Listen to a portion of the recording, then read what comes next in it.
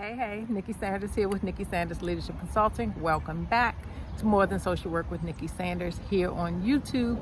Thanks for joining me. And today we are going to answer the question, how do we manage millennials? Now, I'm going to start by answering that question with a question. I have raised a millennial. I have been working with millennials for over a decade, some in undergrad, some in grad school, and then some right out of college in their first positions. So I'm wondering if a decade later, if Gen X and baby boomers really are still trying to figure out how to manage millennials, or if they're getting millennials and zennials, or millennials, Gen Y, and Gen Z mixed up. I'm not sure. I'm just saying millennials are good and grown right now. They are between 28 and about 43, give or take 1981 to 1996. Millennials have now moved into that sandwich generation where they are, maybe taking care of older parents and taking care of their own children. They have mortgages, car notes, student loans, right? They are taking trips. Millennials are good and grown.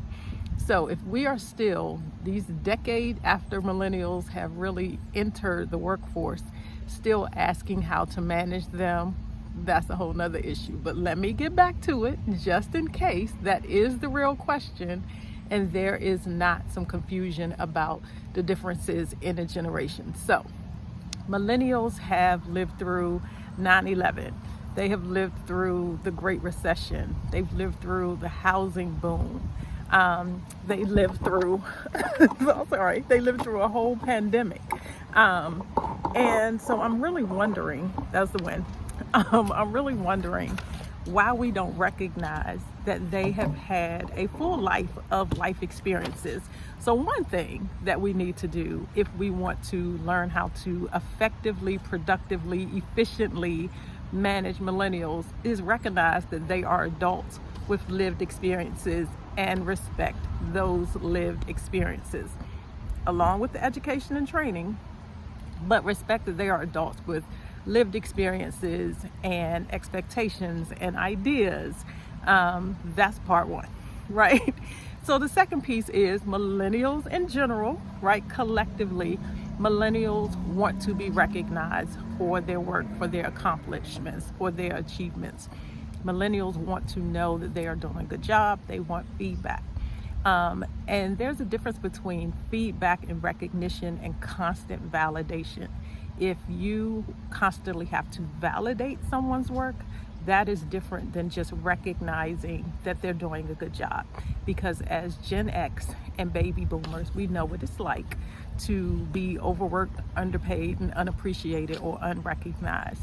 And what we don't want to do is push that off on millennials and Gen Z and keep that normal pattern of toxicity going.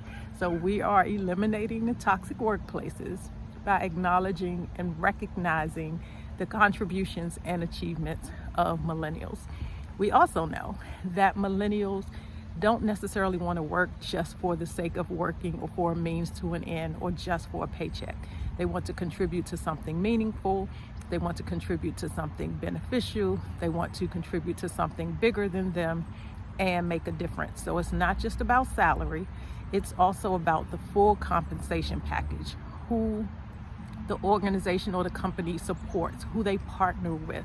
Do we have benefits like work-life balance, parental leave? Do we have opportunities for volunteer days or take your daughter and son to work day, right? Millennials are looking for the full picture, and rightfully so, because again, we don't have to pass down the toxic work traits and the work environment that we grew up in as Gen X and baby boomers. So we want a compensation package that is the full range and therefore allows for work-life balance, because again, millennials believe in work-life balance. They want to know that they want to have a life outside of work. First of all, just have a life outside of work. And second of all, respect that they have a life outside of work. They don't want to be overworked, underpaid, and unappreciated. And we should not have that expectation. So we want to look at the whole entire compensation package that we are offering to millennials. And we want to make sure that we're giving good feedback and recognition and acknowledgement of the result. You know, if they can get the job done, give them the flexibility and autonomy to get the job done and get the job done well. It doesn't have to go exactly the way you would have done it. We're not micromanaging, but we want the job done. So focus more on the result unless something is really going wrong.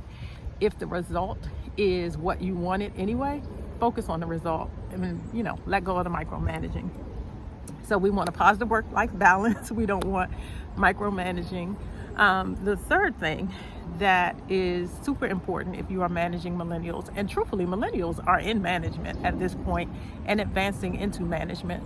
So if you're an older millennial and you're managing a younger millennial, kind of keep these things in mind as well. Remember kind of where you started. We have said that millennials are super ambitious, and that's a great thing. We don't want someone who is just completely fine just being there, that just comes to work as a means to an end. They want to learn, they want to grow, they're committed to personal and professional development, education, certifications. It doesn't have to be formal education. Millennials are also great at exploring and learning things on their own, and so we want to encourage that and then use those skills. So if we understand that millennials as a collective are ambitious, then let's give them something to aspire to. Let's let them have stretch projects. Let's bring them in on different projects or different tasks. Show them the next step so that they can get to the next step. Because otherwise, if the work is stagnant, if the work is boring, if there is no growth potential, they are going to leave. So yes, but ambition is not a bad thing. We want ambitious employees. And so if that ambition is unrealistic, then that's something different. But as a whole, we want employees who are ambitious, who want to work, who want to move up, who are committed to doing a good job. So if we're talking about millennials for sure, those good old grown adults that are 28 to 43, we need to pay attention to work-life balance. We need to pay attention to and respect their life experiences. We need to understand that they want the whole compensation package, not just money. And remember, again, millennials have also experienced remote work, right? So that is another piece of it.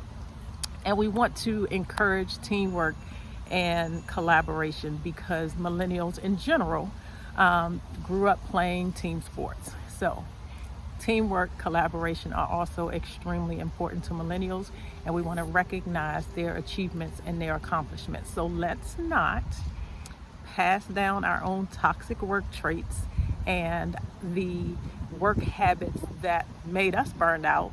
Let's not put that on the generation below us. So if you're trying to figure out how to manage those millennials, take this video, show it to the next person who's trying to figure out how to manage millennials. This is Nikki Sanders with Nikki Sanders Leadership Consulting. Love, love, love working with millennials and a strong background in multi-generational workplaces. So if you have more questions about that, hit me up and let me know. Add in the comments and I will answer those questions. But right now, think about what I just said and go build that collaborative workplace. Show the recognition, allow for ambition, and respect those employees who are working with you. See you next video. Bye.